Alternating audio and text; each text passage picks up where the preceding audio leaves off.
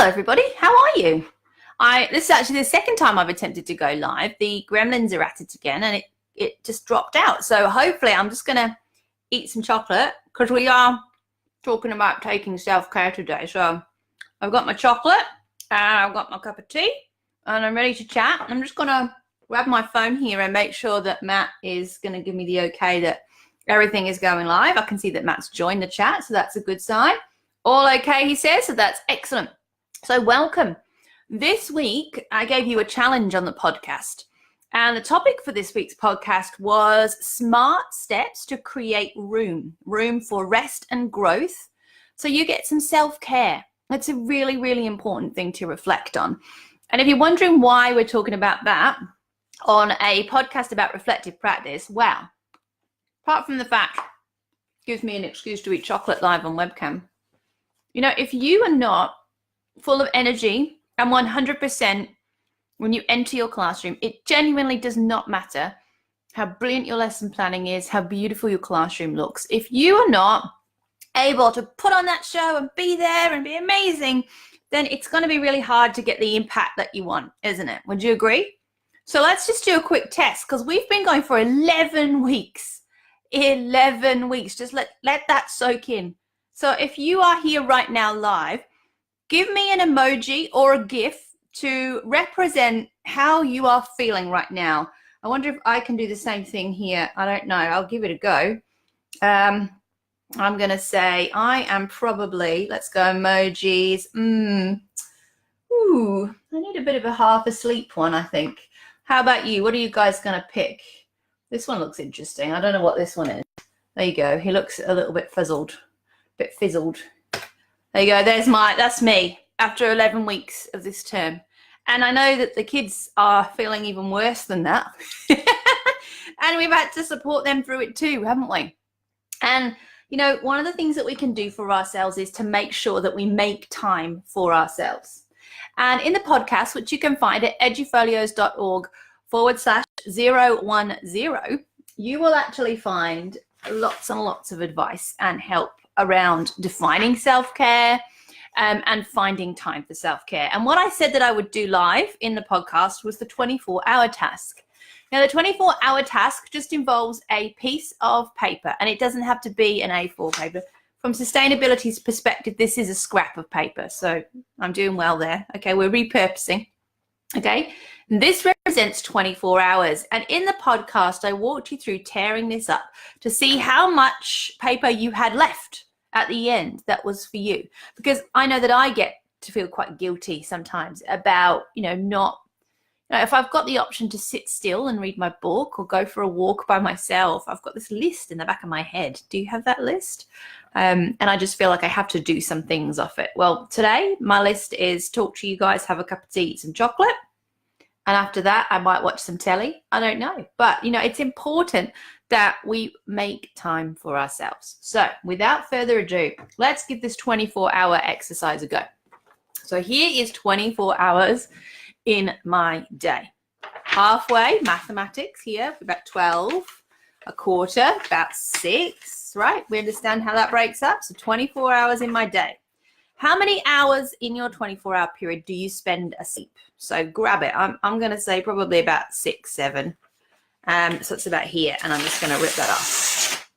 So this bit is sleep. This is the amount of time I spend in my 24-hour period resting and sleeping. And that's okay. In fact, I probably should have a little bit more, shouldn't I, than that? I probably meant to get 8 hours. So I'm going to put this down over here by my mic. Hey, Kat, nice to see you. And this here is the rest of my day. So these are my waking hours. Now, I have to go to work like the rest of us, and I'm going to assume that this day is a work day. So let's say that I arrive at work at 7:30, and I'm lucky enough because there's no staff meeting to leave at maybe 4. So that's 8, 9, 10, 1, 2, 3, 4. That's 9 hours. And then once my little person's gone to bed, I probably do another hour of work. So let's say 10 hours.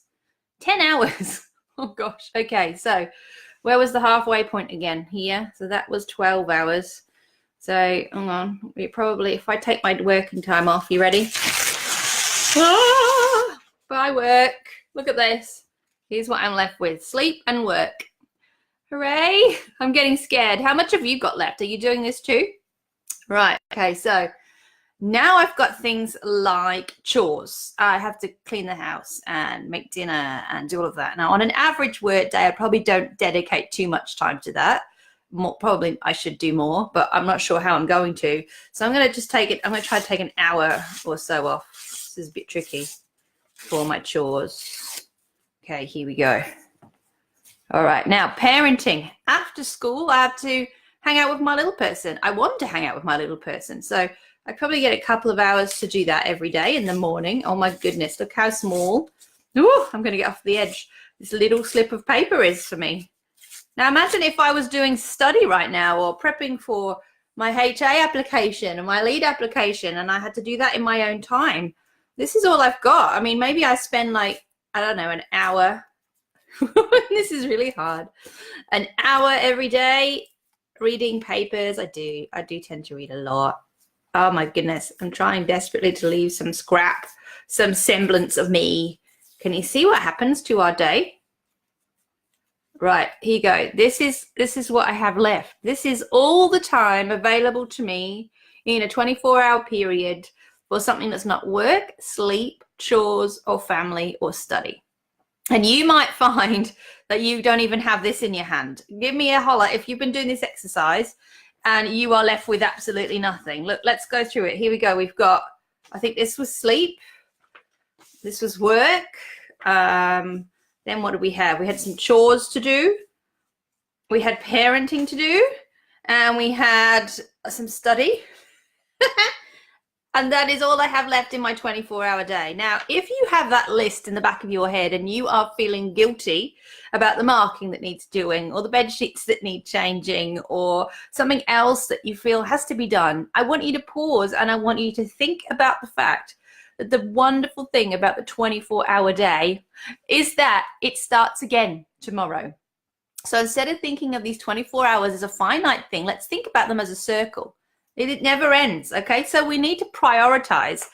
Do I desperately have to do that bit of marking or desperately have to change the sheets on the spare bed? No one's going to sleep in them for months. Do I have to do that now? Or is this little tiny scrap of me probably going to be much more of a priority? I want you to know that you cannot possibly be feeling guilty. Look at all of this time that you are dedicating to other things and other people. It is totally okay to hold on to this scrap and make it your own. Now, if you would think about that and you're like, actually, Selena, you're right, and you're interested in what that might look like, we then, in the podcast, just picking up all these bits of paper, went through what self-care actually is and how you can make a brainstorm of that so that when you have these 10 minutes, half an hour, 20 minutes, you're not sitting there wondering what you're going to do with that time. You're actually just going to look at this list that you stick on your fridge in front of everyone's faces. Mom has time. CEO has time. Teacher has time. This is what I do with my time. And you're just going to pick something from that list. So how many of you have had a go at this? Christina, it is so important, isn't it? Absolutely. Because as I said right at the beginning, if you are feeling guilty, I've dropped it, it's so small. If you are feeling guilty about protecting this tiny scrap of time, you have, come on now, be fair to yourself, put yourself first. Okay, you've got, look at all these other things you're doing. That's enough time on someone else. And look, the reality is in our job, stuff happens, right? You might be thinking you're going to get lunch today and you don't. That is the reality of our job. But if that does happen, you have to be ready to give that time back to yourself. And you have to be really conscious, don't you, of when that happens. And if you can't manage this tiny little piece of paper every day, can you manage it a couple of times a week? Can you find some things you can do a couple of times a week to just protect this? Because it's that old story we do with the kids, isn't it? About filling your bucket too. We've got to use this scrap of time to re-energize ourselves so that when we get to the end of an 11-week term, and I know we won't be having another 11-week term this year, thank goodness, but you know, we do not want to get to the end of this term feeling so tired we can't actually be present for our family without hibernating for a few weeks, do we? Okay, so how many of you have had a go at this exercise? Let me know. And what did it look like? Did you have any paper left at the end? What did it look like? Remember, I asked you to take a photograph and to tweet it or put it on Instagram with the hashtag reflectionist to show me. I can't wait to see. And I really, really, really am also looking forward to the photographs of all of your self-care lists. So if you want some help with the next part, which is about self-care, you're going to head to edufolios.org/010. And on that page, you're going to find the podcast. Now, if you're also somebody who, like me, struggles to switch off, you might want some assistance. So at the very bottom of that page, and I'm just scrolling down here, I've got my computer in front of me. At the very bottom of the page, edufolios.org/010, you'll see further reading and support. And down there, I've got another article about avoiding teacher burnout, which is what we're doing. Another one about how holidays are for you, just in case you still need convincing. And then some tools you can use to chill out. So I've got, how many of you have heard of things like calm.com? Have you heard of calm.com? Who uses that in their classroom? I use it all the time in my classroom. I can't stand silence, so I quite like a bit of calm.com. I also have Budify. I heard about that at a Teach Meet once. So Budify is really cool because you open the app and you tell it what mood you're in, and then it selects a meditation for you, which is very cool. Have you had that one? And there's a really cool little bot on Twitter called the Tiny Care Bot, @TinyCareBot, who will tweet you and remind you to be kind to yourself. And then, of course, Smiling Minds is a very Australian company who do meditation, and they have a fantastic app. I hope you've found it, the Smiling Minds app. I've got it on my phone here. It tells us to check in with ourselves, and it actually has whole programs for grown-ups. So if you do need something to help guide you through meditation, it's something new to you, the Smiling Minds app is perfect for that. And then finally on that list is a blog post by another company called Inc., who have done a great piece on neuroscience and music. And there's a link at the very bottom of edufolios.org/010 to that blog post, where it gives you some amazing pieces of music that have actually been written to help your brain waves calm down and chill you out. There's a 15-minute song on there that actually every time makes me fall asleep, every time. Right, so go listen to edufolios.org/010, or of course, look for the Reflective Teacher podcast on iTunes, on Google Podcasts, and you can even ask for it on Spotify. Next week's episode, we're going to be talking about, now I've got to remember because I've been batching podcasts all day, so I've done 6 of them. I'm trying to remember what the next one is about. I believe it's about writing your first post, your evidence post, and breaking that ice. So if you're going, do you know what, it's too hard, I don't know what tone of voice I should use, how do I know it's going to be a good piece of evidence, and you've got a million questions holding you back, tune in next week to the Reflective Teacher podcast. Now, before I go, I'm going to munch on this chocolate, and I'm just going to give it a couple of seconds to see if anyone's got any questions for me about any of the podcasts, particularly this self-care one. Basically, I want an excuse to eat more Cadbury's. It's British Cadbury's. Any expats, you'll understand why that's good stuff. Has anyone got any questions?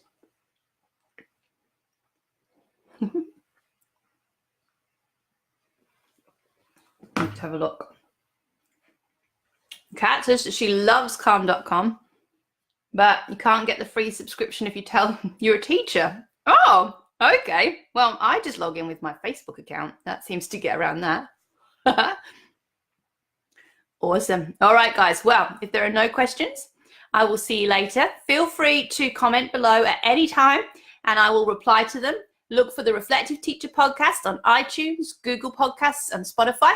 And I will see you next week to talk about breaking the ice on your e-portfolios for accreditation. Take care. Have a great holiday. 11 weeks. Congratulations. You are awesome. You've worked really hard. Thank you, thank you, thank you. Take care.